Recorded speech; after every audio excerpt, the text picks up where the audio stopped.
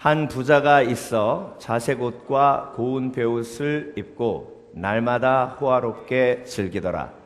그런데 나사로라 이름하는 한 거지가 헌데 투성이로 그의 대문 앞에 버려진 채 그 부자의 상에서 떨어지는 것으로 배불리려 하매 심지어 개들이 와서 그 헌데를 핥더라. 이에 그 거지가 죽어 천사들에게 받들려 아브라함의 품에 들어가고 부자도 죽어 장사되매 그가 응부에서 고통 중에 눈을 들어 멀리 아브라함과 그의 품에 있는 나사로를 보고 불러 이르되 아버지 아브라함이여 나를 긍휼히 여기사 나사로를 보내어 그 손가락 끝에 물을 찍어 내 혀를 서늘하게 하소서. 내가 이 불꽃 가운데서 괴로워하나이다. 아브라함이 이르되 예 너는 살았을 때에 좋은 것을 받았고 나사로는 고난을 받았으니 이것을 기억하라. 이제 그는 여기서 위로를 받고 너는 괴로움을 받느니라. 그뿐 아니라 너희와 우리 사이에 큰 구렁텅이가 놓여 있어 여기서 너희에게 건너가고자 하되 갈 수 없고 거기서 우리에게 건너올 수도 없게 하였느니라. 이르되 그러면 아버지여 구하노니 나사로를 내 아버지의 집에 보내소서. 내 형제 5이 있으니 그들에게 증언하게 하여 그들로 이 고통받는 곳에 오지 않게 하소서. 아브라함이 이르되 그들에게 모세와 선지자들이 있으니 그들에게 들을지니라. 이르되 그렇지 아니하니이다. 아버지 아브라함이여 만일 죽은 자에게서 그들에게 가는 자가 있으면 회개하리이다. 이르되 모세와 선지자들에게 듣지 아니하면 비록 죽은 자 가운데서 살아나는 자가 있을지라도 권함을 받지 아니하리라 하였다 하시니라. 아멘.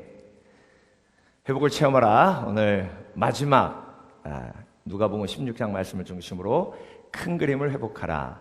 큰 그림을 회복하라 라는 제목으로 함께 말씀을 묵상해 보겠습니다. 부자와 나사로 얘기죠. 우리가 아주 잘 알고 있는 이야기입니다. 그런데 이게 누가복음 16장 말씀이죠. 이 누가복음 16장과 15장은 다 어떤 말씀이냐면 바리새인에게 하신 말씀이에요. 그러니까 누가복음 탕자 이야기도 그렇고 드라크마 이야기도 그렇고 잃은 양 이야기도 그렇고 그 다음에 불의한 청지기 이야기가 부자와 나사로 이야기 나오기 바로 전에 나옵니다. 그러니까 바리새인들에게 하신 말씀이죠. 오늘 본문에 나와 있는 부자는 사실 바리새인들을 상징하는 거죠. 부자가 어리석은 게 뭐죠? 큰 그림을 보지 못했다는 거예요. 큰 그림을 보지 못했다는 건 뭐죠? 죽고 난 후에 자기의 삶에 대해서 전혀 보지 못했다는 겁니다.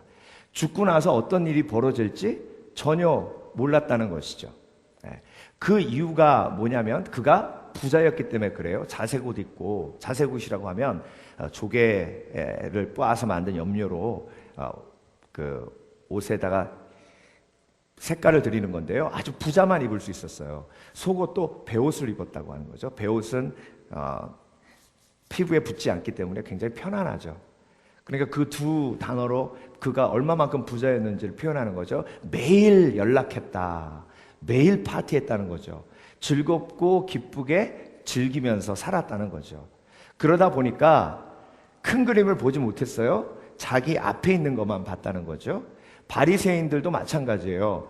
하나님이 다스리시는 나라, 하나님의 다스리시는 하나님의 나라, 그리고 죽음 후에 하나님이 예비하신 그 하나님의 나라, 이것에 대해서는 바리새인들은 전혀 관심이 없고 바리새인들의 관심 있는 건 뭐예요? 오늘 누가복음 16장 오늘 본문 나오기 전에 바리새인들은 돈을 좋아하는 자들이라 이 모든 것을 듣고 비유권을 13절 집 하인이 두 주인을 섬길 수 없나니 혹 이를 미워하고 저를 사랑하거나 혹 이를 중히 여기고 저를 경히 여길 것임이니라 너희는 하나님과 재물을 겸하여 섬길 수 없느니라. 이게 불의한 청지기 이야기가 나오면서 바리새인들이 돈을 사랑하는 자다, 돈을 사랑하기 때문에 큰 그림을 못 보는 거예요. 시야가 좁아지는 거죠. 근데 바리새인들만 그러니까 거죠. 네. 여러분, 우리가 큰 그림을 보지 못하는 가장 중요한 이유를 예수님은 뭐라고 얘기하셨어요? 돈이라고 얘기하셨어요. 네. 불의한 청지기 비유도 마찬가지예요. 불의한 청지기 비유도, 불의한 청지기가 어떤 일을 했냐면 돈을 살짝 훔쳤어요. 그러니까 주인이 그걸 알게 됐거든요. 주인이 불러다가 경고합니다. 너 불의한 줄 아는데 그러면 이제 너 이 잡에서 잘리게 될 거라고. 그러니까 불의한 청지기가 갑자기 눈이 띄어지는 거예요. 돈에만 포커스를 맞췄던 시야가 넓어지기 시작하면서 내가 잘리면 어떻게 되나를 생각하는 거예요. 내가 잘리면 어떻게 되나 생각했더니 이제 인컴이 없는 거예요. 그러면 어떻게 하나? 죽을 수밖에 없는 거예요. 그래서 주인에게 빚진 사람들을 불러다가 빚을 탕감해 줍니다. 빚을 탕감해 주면 그 사람들이 내가 설사 이 주인에게 해고당해도 나중에 나를 도와줄 거라는 거죠. 그렇게 생각하고 그들을 도와줬더니 주인이 뭐라 그랬어요? 지혜롭다 그랬어요. 왜 불의한 청지기 보고 지혜롭다 그랬냐? 해고된 후의 이야기를 준비했기 때문에 그래요. 그러니까 돈만 바라보고 있다가 관계를 생각하지 못했는데 해고된다고 얘기하니까 돈만 바라보던 시야가 넓어져서 해고된 이후의 삶, 내가 심판 이후의 삶을 생각하게 됐다는 거죠. 그게 큰 그림이에요. 그래서 불의한 청지기 비유와 부자와 나사로 비유는 연결되는 거예요. 여러분, 우리가 가장 회복해야 할 것이 뭐냐면 시야예요. 큰 그림이에요. 우리는 지금 뭘 보고 사는 사람들이에요? 이 땅에서의 삶을 보고 사는 사람이 아니에요. 천국에 하나님이 예비하신 아브라함의 품을 볼 수 있는 지혜가 있으시길 주의 이름으로 축원합니다. 아브라함의 품을 볼 수 있는 사람은 부자처럼 살지 않아요. 자기 집 앞에 그렇게 죽어가는 그 거지를 보고 무시하지 않고 외면하지 않아요. 천국을 바라보는 사람은 큰 그림을 보기 때문에 그 사람들을 무시하지 않아요. 그런데 부자는 큰 그림을 못 봤어요. 어떤 일이 벌어질지 몰랐어요. 죽음이 언제 찾아올지 몰랐어요. 큰 그림을 보는 사람은 죽음 이후의 나의 삶도 바라보는 사람이에요. 심판 이후의 나의 삶도 바라보는 사람이에요. 그런데 중요한 건 부자가 죽은 다음에 시야가 열리는 거예요. 육체를 벗고 나니까 영의 눈이 열리면서 아브라함의 품도 보이는 거예요. 그리고 자기가 지금 속해 있는 음부의 모습도 보이면서. 근데 여러분, 지옥이 왜 지옥인 줄 아세요? 천국이 보인다는 거예요. 지옥이 왜 지옥이냐면 천국이 보인다는 거예요.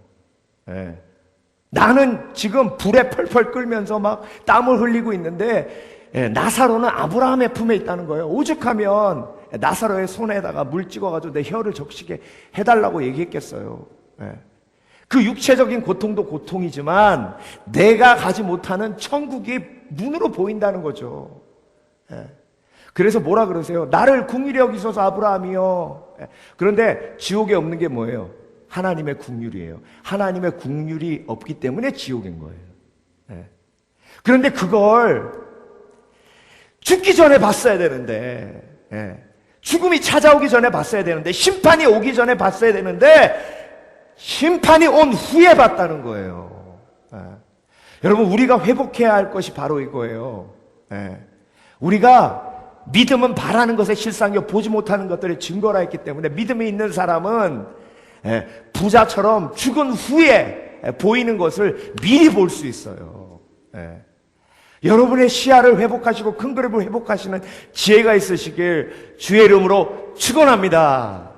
김성년 목사님이 쓴 책을 보니까 동생 얘기가 나와요. 동생이 오랫동안 당뇨로 투병하다가 당뇨 합병증으로 젊은 나이에 먼저 하늘나라에 갔어요. 자기도 마음이 아픈데 슬퍼할 수 없었던 이유가 뭐냐면 어머니가 너무 고통스러워하더라는 거죠. 어머니를 모시고 살았는데 그 이후에 어머니가 일상을 하실 수가 없는 거예요. 매일 우시는데 아들이 들으면 힘들어할까 봐 숨어서 우시는 그 모습이 더 가슴 아프더라고요. 예. 그런데 어머니에게 가서 위로할 수 없는 게 어떻게 위로하냐는 거예요. 그래서 하나님 앞에 기도하면서 하나님, 내 마음도 슬픈데 어머니의 마음은 얼마나 슬프시겠습니까? 어떻게 어머니를 위로할 수 있겠습니까? 주님, 나에게 지혜를 주시옵소서. 그런데 어느 날 이렇게 교회를 지나가는데 아주 오래 전에 받았던 종려나무로 만든 십자가가 눈에 보이더래요. 그런데 성령님께서 이 십자가를 어머니에게 갖다 드려라. 방에만 처박혀 계신 어머니께, 어머니, 제가 이 십자가를 가지고 왔어요. 그때 어머니가 슬쩍 쳐다보시더래요. 근데 중요한 건 며칠 있다가 어머니가 그 방문을 나서시더라는 겁니다. 그래서 어머니, 웬일이세요? 그랬더니 아들아, 십자가가 약이구나. 십자가가 약이구나. 그 얘기는 뭐예요? 십자가는 죽음이 아니에요.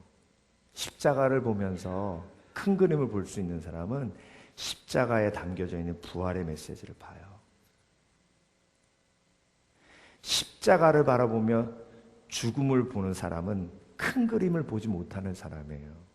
십자가를 바라보며 아브라함의 품을 바라보며 영생을 바라보며 부활을 바라볼 수 있는 사람이 정말 온전한 큰 그림을 그릴 수 있는 사람이에요. 그 시야를 회복해야 지금 내가 살고 있는 삶이 부자와 같이 어리석은 삶이 되지 않을 수 있습니다. 그래서 돈에만 시야가 쫙 박혀 있으면요, 아무것도 안 보여요. 그 돈으로 뭘 할까? 그 돈으로 즐길까? 어떻게 하면 좀 더 재밌을까? 어떻게 하면 좀 더 내가 더 나아 보일까? 어떻게 하면 좀 더 사람들이 나를 칭송해 줄까? 이 생각만 하면서 살다가 결국 부자처럼 어리석은 인생이 되는 거죠. 부자가 보지 못했던 가장 중요한 것 중에 하나가 뭐냐면 죽어가는 영혼이에요. 죽어가는 영혼. 거기서 자기가 지옥에 와보니까, 음부에 와보니까 정말 내 형제들은 절대 여기 오면 안 되겠거든요. 그러니까 아브라함한테 뭐라 그래요? 제발 나사로 좀 보내가지고 내 형제 5이 있는데 걔네들한테 얘기 좀 해달라는 거예요. 얘기 좀 해달라는 거예요. 그런데 죽기 전에는 왜 그걸 못 봤냐는 거죠. 왜? 죽기 전에는 왜 그걸 못 봤냐는 거예요. 죽고 난 다음에 그걸 보면 뭐 하냐고. 여러분, 지옥이 왜 지옥이냐면 기도가 응답되지 않는다는 게 지옥이에요. 아무리 얘기해도 아브라함이 안 들어주잖아요. 아무리. 여러분 보세요. 예수님이 국리를 여겨 주시옵소서. 국리를 여겨 주시옵소서. 어제 우리가 묵상했던 10명의 문둥병자도 뭐라고 기도했어요? 국리를 여겨 주시옵소서. 예수님이 들어주시잖아요. 그런데 음부에서 기도하는 건 기도가 응답이 안 돼요. 그러니 얼마나 안타까운 거예요. 기도해야 될 때는 안 하고 지옥 가서 기도하는 게 어리석은 죄인의 모습이에요. 여러분, 온전히 오늘 큰 그림을 회복하시길 주의 이름으로 축원합니다. 우린 지금 천국으로 가는 길 속에 있고 천국으로 가는 길도 천국의 일부분이에요. 그렇기 때문에 우리의 기도가 응답되는 거예요. 특별히 잃어버린 영혼을 향한 우리의 기도가 응답돼서 우리의 기도를 통해서 하나님이 잃어버린 영혼을 한 영혼 한 영혼을 구원해 주실 줄 믿습니다. 가족 구원도 중요하지만 나를 통해 열방을 구원하기 원하시는 하나님의 큰 그림이 내 속에 그려져서 열방을 위해 기도하고 하나님 내 기도를 통해 이슬람이 우리 하나님 품으로 돌아올 수 있도록 주님 도와주시고 죽어가는 영혼, 잃어버린 영혼이 주님 품 안으로 돌아가게 주시옵소서. 내가 큰 그림을 보니 저들이 저 영원한 음부에 떨어지는 것이 너무나도 불쌍하고 안타깝습니다. 하나님, 내가 그 큰 그림을 보게 되니 하나님 도저히 제가 가만히 있을 수가 없습니다. 하나님, 부자처럼 어리석게 죽고 난 다음에 그 큰 그림을 보지 않도록 도와주시고 죽기 전에 죽어가는 영혼이 내 눈에 보이게 하여 주시옵소서. 그러니 그 간절한 기도로 기도해봤자 기도 응답이 안 되는 거예요. 그 파푸아뉴기니 옆에 유엔자야 인도네시아형인데 거기에 단기 선교 갔다가 선교사님들을 만났어요. 예. 그런데 한인 선교사님 한 분이 거기 딱 계시더라고요. 그래서 너무 반가워가지고 처음 만났는데 허구했다는 거 아니에요. 그래서 저 형제님 어떻게 여기까지 오시게 되셨어요? 예. 그래서 제가 쭉 설명을 드렸더니 그러면 내일 우리 집에서 식사 좀 같이 하자고 오라고. 그래서 선교사님 집에 갔어요. 근데 진짜 정글 그 바로 옆에 어떻게 그런 데서 사시는가 싶을 정도로 그렇게 환경이 열악합니다. 애가 셋이에요. 거기 온 지 6년 되셨답니다. 선교사님 6년 동안 뭐 하셨어요? 그랬더니 저 밀림 안에 한 부족이 있는데 한 2,000명 정도 된대요. 그 2,000명 되는 부족들의 언어로 성경을 번역하고 있다는 거예요. 마가복음을 거의 번역을 끝났대요. 근데 그 언어는요, 그 성경은 2,000명을 위한 성경이에요. 제가 물어봤어요. 그럼 그 부족의 언어랑 그 옆에 있는 부족의 언어랑 비슷합니까? 그랬더니 다르대요. 서로 못 알아듣는데요. 그 신기하지 않습니까? 200개의 부족이 그 아마존 정글에 있는데 그 정글에 아마존이 아니라 지금 유엔자의 정글에 있는데 파푸아뉴기니 정글에 있는데 언어가 다 다른 거예요. 이쪽 부족하고 이쪽 부족하고. 그러니까 성경을 번역하면 이쪽 부족도 따로 해야 되고 이쪽 부족도 따로 해야 되는 거예요. 그런데 여러분 생각해 보십시오. 위클리프 선교사님이 가서 그들의 언어를 배우고 그들의 언어를 배운 다음에 직접 표기하는데요. 돌아다니면서 돌 짚으면서 이거 뭐야? 그러면 그 사람이 얘기하는 걸 그대로 적는 거예요. 돌은 이거. 그다음에 물은 뭐야? 따브따브따. 그러면 따브따브따 쓰고. 이게 6년 동안 그 작업을 해서 성경 번역을. 근데 그 얘기를 듣는데요, 막 가슴이. 근데 아이들 3명이 그 밀림에서 자라요. 물론 선교사님 학교가 있긴 있지만. 온통 그 생각밖에 없어요. 어떻게 하면 이 부족에게 좀 더 효과적으로 복음을 전하나. 여러분, 큰 그림을 보지 않으면요, 도저히 있을 수 없는 일이에요. 나도 다른 사람들처럼 아이들 잘 교육하고 싶죠. 나도 다른 사람들처럼 편안하게 지내고 싶죠. 온 집안이 모기장으로 다 덮여 있어요. 말라리아 걸리거든요. 모기에 물리면, 잘못하면. 그 큰 그림을 보면서 하늘의 소망을 품고 가는 선교사님 생각이 가끔 나요. 한 번 만났지만 그분의 성함도 기억나지 않아요. 그런데 그분의 얼굴과 그 선교사님이 살았던 집과 그리고 정말로 열정이 불타올랐던 그 얼굴은 지금도 기억합니다.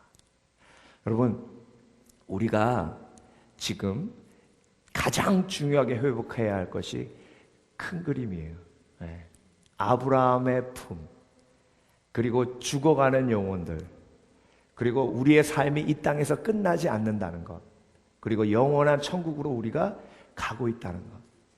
그걸 볼 수 있는 사람은 이 땅의 삶이 광야의 삶임을 알게 됩니다. 가나안으로 가는 광야의 삶. 제가 한번 도전한 적이 있죠. 광야에서는요 1등이 의미가 없어요. 광야에서는 1등이 의미가 없습니다. 등산은 1등이 의미가 있어요. 그런데 광야에서는 1등이 의미가 없어요. 1등 하면 오히려 더 위험해요. 광야는 혼자 있으면 죽어요. 꼭 옆에 같이 누가 있어야 돼요. 어떤 위험이 있는지 모르기 때문에 그래요. 광야에는 창고가 없어요.